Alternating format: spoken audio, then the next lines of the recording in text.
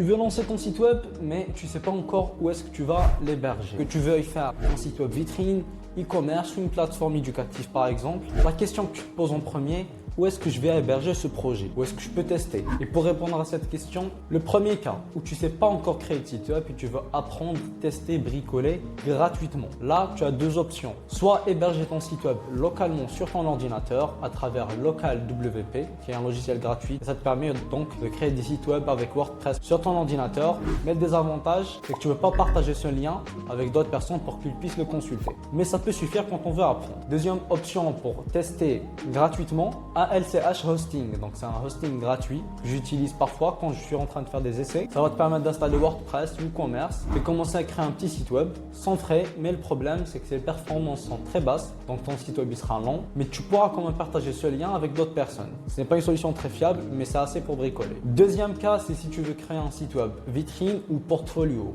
pour présenter des services. Dans ce cas-là, tu as besoin d'un hébergement partagé. En gros, c'est qu'on va te donner un serveur et une partie de ce serveur-là, tu pourras l'exploiter toi-même, ce qui va te coûter beaucoup moins cher. C'est amplement suffisant pour ça. Troisième cas, si tu veux créer un site web e-commerce où tu vas vendre plusieurs produits. Si tu viens de commencer, un hébergement partagé sur Hostinger, c'est l'un des hébergements les plus populaires qui va te permettre de faire ce site web-là de manière très performante, fiable. Donc, le premier plan, qui est le moins cher de toute façon, ça sera amplement suffisant pour se lancer. Ou bien plus tard, si justement tu as besoin de plus de performance, tu peux avoir ton propre serveur, tu pourras contrôler 100% des performances dans certains sites web e-commerce qui ont beaucoup de produits, de visiteurs et tout, comme des plateformes de formation, etc. Si tu vas apprendre à héberger ton site web gratuitement ou avec Hostinger, clique sur le lien dans la bio, tu trouveras ma chaîne YouTube où je détaille tout ça étape par étape.